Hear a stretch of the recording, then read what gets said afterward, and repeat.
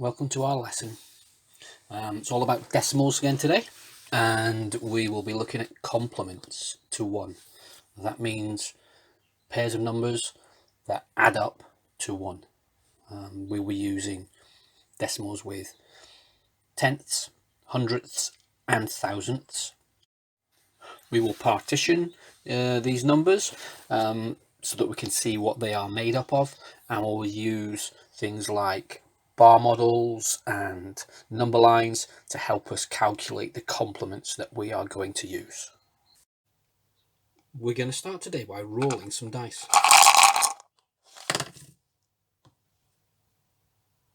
And then we're going to place each die into one of the columns. And I've decided that I'm going to put the 4 in the tenths, I'm going to put the 1 in the hundredths, and I'm going to put the 2 in the thousandths. Today we're thinking about making complements to 1, and that means where we find two numbers that add together to make 1.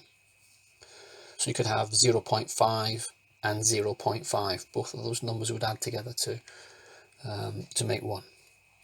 So they are complements to the number 1.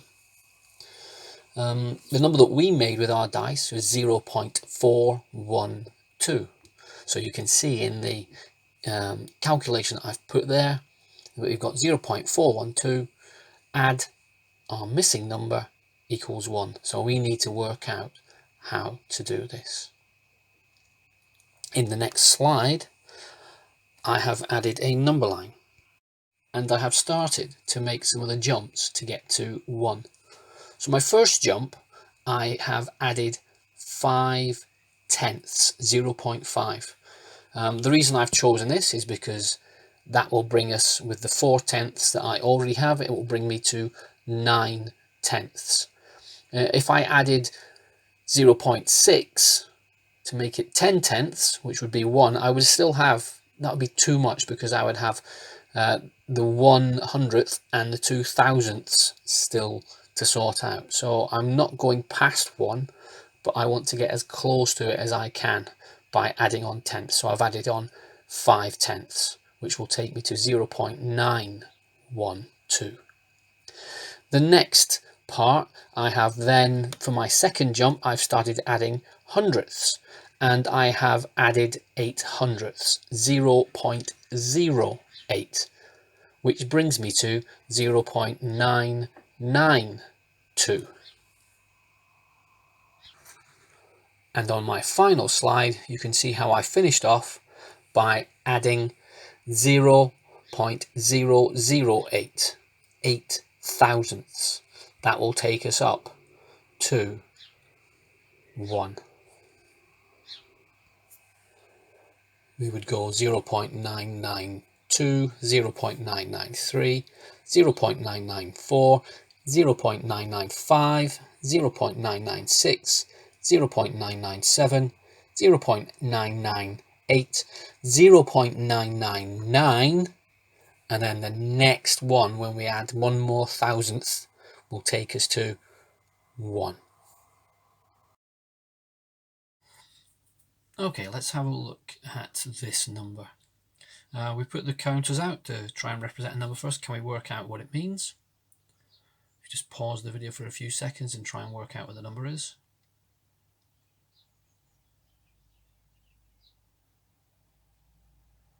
Did you work it out? We've got 4 tenths, we've got 2 hundredths, and we have got 6 thousandths. The number that we have here is 0.426. Now we're going to add some numbers. We're going to add 0.008. Now this 8 that we've got here is 8 thousandths. We've got our ones column, decimal point, tenths, hundredths, thousandths. So we are going to add 8 thousandths. And there they are, waiting to be added. We have got 8 thousandths waiting to be added. Now the question is, which columns will need to change when we add 8 thousandths? Obviously, our thousandth column is going to change because we're going to be adding more thousandths to it. But will it affect any other columns? Let's have a look. Let's add them in. 1, 2, 3, 4, 5, 6, 7, 8. 8 thousandths. Now that column is looking pretty full now. Because if you think about it, the biggest value that we can have in any column, whether it's the ones column, the tens column, or the tenths column, or the hundredths column, or the thousandths column, the biggest value digit that we can have in there is 9. So what happens if we collect 10 of these together? 1, 2, 3, 4, 5, 6, 7, 8, 9, 10. I can exchange that 10, those 10 thousandths, I can exchange 10 thousandths for 1 hundredth. So the question was, which columns are going to change? 2 of my columns are going to change. My thousandth column and my hundredths column.